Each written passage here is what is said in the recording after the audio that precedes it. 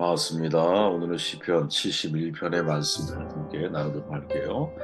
17절 말씀을 읽습니다. 하나님이여 나를 어려서부터 교훈하셨으므로 내가 지금까지 주의 기이한 일들을 전하였나이다. 하나님이여 내가 늙어 백발이 될 때에도 나를 버리지 마시며 내가 주의 힘을 후대에 전하고 주의 능력을 장래의 모든 사람에게 전하기까지 나를 버리지 마소서. 아멘. 시편 전체 150편 중에서 표제어가 있는 시편은 총 116편이고 표제어가 없는 시편은 34편이죠. 오늘 본문에는 아무런 표제어가 없습니다. 누가 이 시편을 기록했는지 잘 모른다는 이야기죠. 그래서 어떤 학자들은 내용적으로 예레미야와 비슷한 부분이 있어서 예레미야 선지자가 기록한 것이 아닐까 이렇게 말하는 사람도 있지만 시편의 내용을 가만히 이렇게 묵상하다 보면 사실은 다윗의 시편과 유사하기 때문에 이 시편도 다윗이 기록한 것으로 받아들이는 것이 오히려 자연스럽다라는 거죠. 다윗은 셋째 아들 압살롬이 반란을 일으켰을 때에 외적으로 물론 또 내적으로도 극심한 고통을 겪었는데 그때에 기록한 것으로 추측을 할 수 있습니다. 더 나아가 시편 70편이 다윗의 시인데 그 시편이 이 시편의 서론 역할을 하기 때문에 비록 표제어가 붙어 있지 않지만 이 기도를 다윗과 연관해서 이해하는 것이 훨씬 더 자연스럽다라는 거죠. 이 시편은 개인적인 기도입니다. 그 개인이 사실은 표제어가 없기 때문에 누구인지를 분명하지 않지만 우리는 암묵적으로 다윗이라고 만약에 인정하고 이 시편을 바라보면 내용상으로 다윗이 자주 사용했던 표현들이 이제 이 시편 속에서도 등장을 해요. 하나님을 바위, 반석, 요새 등으로 표현하고 하나님께 피한다 이런 표현을 자주 하죠. 다윗이 즐겨 사용하는 표현들이잖아요. 그죠? 대적들에게 조롱을 당하는 상황도 그렇습니다. 또 비파와 수금으로 하나님을 찬양한다라는 표현도 다윗에게 잘 어울리죠. 여기에 추가로 71편에는 다윗의 시편인 21편, 31, 35, 38편 등에서 인용한 표현들도 여기에 나타나 있어요. 그래서 사실은 다윗을 저자로 지목하는 것, 이것은 뭐 개인적으로도 문제가 될 만한 것 같지는 않아요. 과연 이 시편을 통해서 시인이 우리에게 전하고자 하는 내용이 뭘까? 저는 아주 유독 이제 이 17, 18절이 눈에 딱 들어왔는데 어려서부터 백발이 될 때까지라고 하는 바로 이 표현이 사실 이 시에 우리가 중요하게 좀 주목해 봐야 할 주제가 아닌가 하는 생각을 해보았습니다. 백발을 아름다움으로 만들라라는 거죠. 다시 읽어보면 하나님이 나를 어려서부터 교훈하셨으므로 내가 지금까지 주의 기이한 일들을 전하였나이다. 하나님이여 내가 늙어 백발이 될 때에도 나를 버리지 마시며 내가 주의 힘을 후대에 전하고 주의 능력을 장래의 모든 사람에게 전하기까지 나를 버리지 마소서. 뭐 개인적인 바람이지만 저는 제가 하나님을 믿었던 처음보다 제가 하나님 앞에 가게 될 마지막 이 순간, 이 땅에서의 마지막 삶을 누리는 그 순간 사실은 가장 성숙한 모습으로 하나님 앞에 가고자 하는 마음이 큽니다. 여러분도 마찬가지겠죠.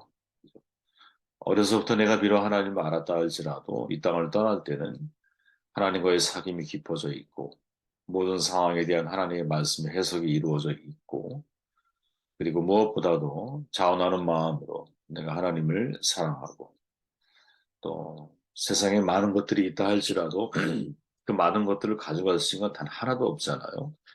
내 소유는 이것이니 곧 주의 말씀, 주의 법도를 지킨 것이니이다라는 시편 기자의 말처럼 내가 하나님을 가까이 했던 그 시간들만큼 내가 하나님 앞에 가져와야 되지 않나 이런 생각을 많이 저는 개인적으로 하고 있거든요. 이미 우리나라 고령화 사회 아닙니까? 이미 고령화 사회예요. 전 세계의 평균 기대 수명보다 사실은 훨씬 더 높은, 뭐 훨씬이라고 표현하기는 그렇지만 1, 2, 3위 안에 드는 그러한 기대 수명을 가지고 있는 것이 우리나라거든요. 이미 우리나라의 인구의 14%가 고령 사회가 됐어요. 고령 사회. 그죠? 이제는 잘 사는 것, 잘 죽는 것, 이것만큼 중요한 게 뭐냐? 웰 에이싱이라고 그러죠. 잘 늙어가는 것. 제가 불과 몇 년 전만 해도요. 10년 전이죠. 몇 년 전만 해도 잘 사는 거, 잘 죽는 거. 웰빙, 웰다잉이 굉장히 중요하다라는 것을 사실은 많이 생각을 하고 많이 거기에 관한 책을 읽었던 것 같은데 어느덧 이제 우리 사회가 어떻게 변했냐면 야, 내가 잘 늙어가는 게 중요한 거구나. 이것을 생각해야 하는 사회가 되었다라는 거죠. 창세기 5장의 족보에 의하면 노아 시대 이전 사람들 아주 오래 살았어요. 아담은 930, 무드셀은 오래 살았죠. 969세, 10세기를 산 거예요. 얼마나 사실 쉽지 않은 시간일까요? 노아 950세까지 살았죠. 하지만 인간의 죄악 때문에 인간의 수명이 120세 이하로 제한되기 시작이 되면서 이후 시편 90편 기자는 우리의 연수가 70이요 강건하면 80이라도 모세가 한 900이죠. 그 연수에 자랑은 수고와 슬픈 뿐이요 신속이하니 우리가 날아가나이다 라고 슬피 노래를 하죠. 레위의 서원 규정을 보면 고대 이스라엘 사회에서 노인은 60세부터였어요. 역대기를 보면 유다를 다스린 14명의 왕의 평균 수명이 여러분 44세에 불과하거든요. 그러므로 구약 성서에서 나이 들미라고 하는 거 되게 부정적으로 그려져요. 히브리어 늙은 자켄이라고 하는 이 늙다라고 하는 단어는 턱수염을 가리키는데 이 자칸에서 파생된 말로서 나이 든 사람, 즉 노인을 말하는 나이 든 사람. 구약 성서는 사람이 자켄, 즉 나이 든 사람이 되면 육체적인 힘이 쇠약해지고 시력이 약해지고 맛이나 소리 좋고 나쁨을 판단할 수 없고 생식 능력이 떨어진다. 이렇게 표현을 하죠. 인생이 더덥다는 걸. 전도서에 보면 청년들에게 금방 닥칠 곤고한 날, 고생스러운 날, 아무 낙이 없다고 할 날, 즉 사는 것이 즐겁지 않다고 할 나이에 대해서 경고하면서 젊었을 때 너희 창조주를 기억하라.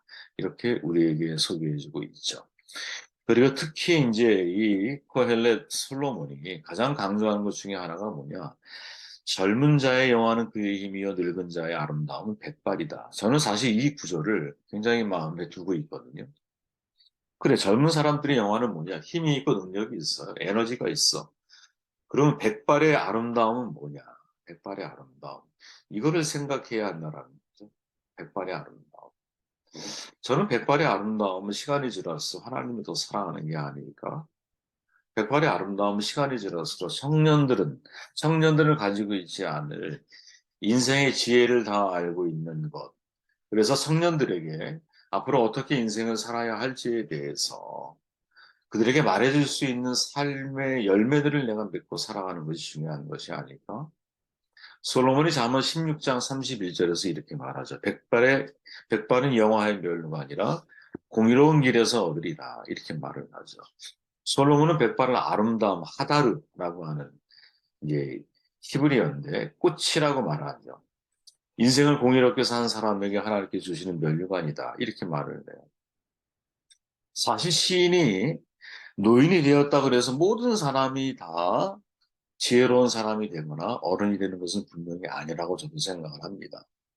그러나 백발이라고 하는 것이 우리에게 상징하듯이 그 나이가 들 때까지 자신의 삶의 과정 속에서 많은 아픔이 있고 깊이가 있고 그 아픔과 깊이를 겪어보지 못한 사람일 경우에 실현과 인내의 시간을 견뎌보지 못한 사람일 경우에 내가 실패했다가 이 실패를 딛고 다시 일어서는 크라이머형의 삶의 이 형태를 겪어보지 못한 사람일 경우에 지혜를 동반한 백발일 가능성은 별로 없죠. 그러나 정말 백발의 아름다움을 갖추려면 내가 나이를 든 것만큼 인생을 지혜롭게. 이때 지혜라고 하는 것은 그런 거죠. 삶의 모든 부분에 대해서 하나님의 뜻이 무엇인지를 내가 생각하고 하나님 말씀 아래서 그것을 해석해낼 수 있는 능력을 내가 갖춰 나아가는 것. 이것이 정말 우리에게 있어 중요한 인생을 살아가는 방식이 아닐까.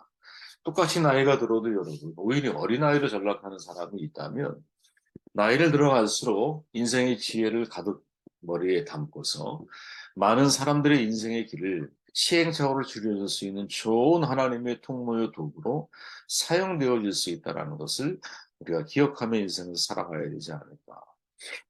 그래서 이런 결론을 내릴 수가 있는 거죠. 다시 본문에 들어가 보면 18절만 읽어볼게요. 하나님이여, 내가 늙어 백발이 될 때도 나를 버리지 마시며 내가 주의 힘을 후대에 전하고 주의 능력을 장래의 모든 사람에게 전하기까지 나를 버리지 마소서. 저는 여러분 이 구절이 읽을 때마다 사실은 사무엘이 떠오르거든요. 제가 사무엘서를 우리가 그때 말씀을 나눌 때 사무엘의 독특한 특징이 있습니다. 그의 인생에. 그가 젊을 때 비록 하나님 앞에 훌륭하게 쓰임 받죠. 아주 어릴 때부터 하나님의 성전에 자라잖아요.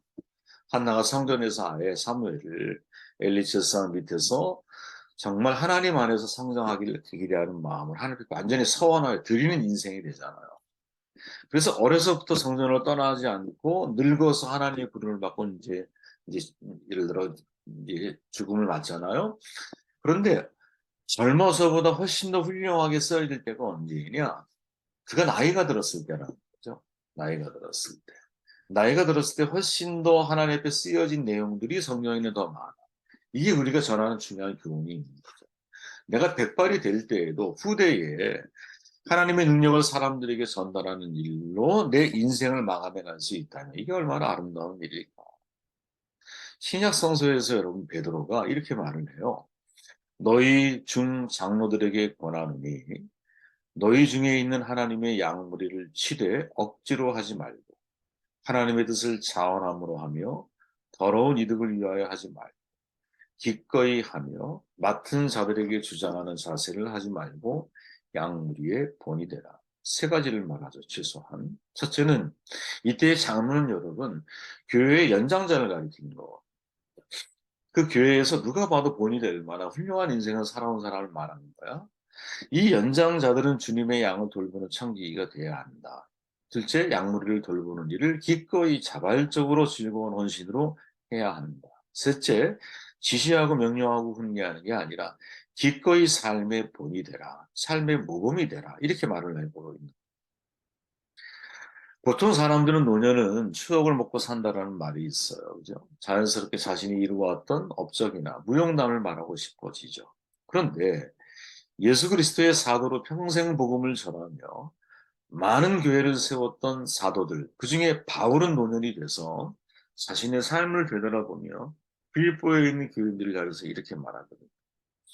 내가 이미 얻었다 함도 아니요 온전히 이루었다 함도 아니라 형제 자매들아 나는 아직 내가 잡은 줄로 여기지 아니하고 오직 한 일, 즉 뒤에 있는 일은 잊어버리고 앞에 있는 것을 잡으려고 표대를 향하여 그리스도 예수 안에서 하나님이 위에서 부르신 부름의 상을 위하여 달려간 평소에 좋아하는 말씀이지만 여러분 이 말씀이 바울이 인생의 황혼기에 했다라는 점을 감안하면 사실은 더 놀라운 말씀이 될 수 있는 거거든요. 그죠? 옥중서신이잖아요. 그죠? 옥중서신.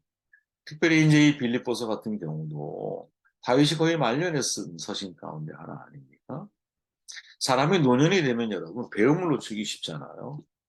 왜? 지금까지 내가 알아왔던 거 살아가는 것도 쉽지가 않아. 그러니까 사람이 어느 때가 되면 멈춰. 가장 슬픈 일 가운데 하나가 목회자가 여러분 한 50이 넘어가면 더 이상 책을 읽지 않는다라는 거예요.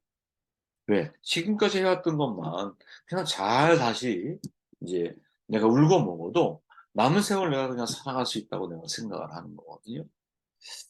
근데 저는 그런 삶의 태도가 사실은 우리의 신앙에 되게 큰 문제가 아니겠는가.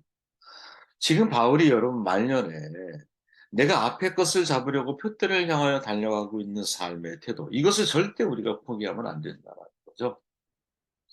비록 내가 나이를 먹어도 노인이 될지라도 머리가 백발이 될지라도 백발의 진짜 아름다움은 지혜를 가지고 있다라는 것이고 백발의 진짜 아름다움은 삶에 대한 하나님의 말씀의 해석이 우리의 삶 가운데 이루어져서 우리를 바라보고 있는 젊은이들, 미래 세대들을 향해서 어떤 일을 벌어야 너희들이 인생의 시행착오를 줄일 수 있고 어떤 인생길이 정말 좋은 인생길이라고 말해줄 수 있어야 되잖아요. 그거에 본이 되어줄 수 있어야 되잖아요. 그죠? 그러려면 우리는 뒤에 것을 생각하면 안 된다라는 거지, 바울의 입장에서는.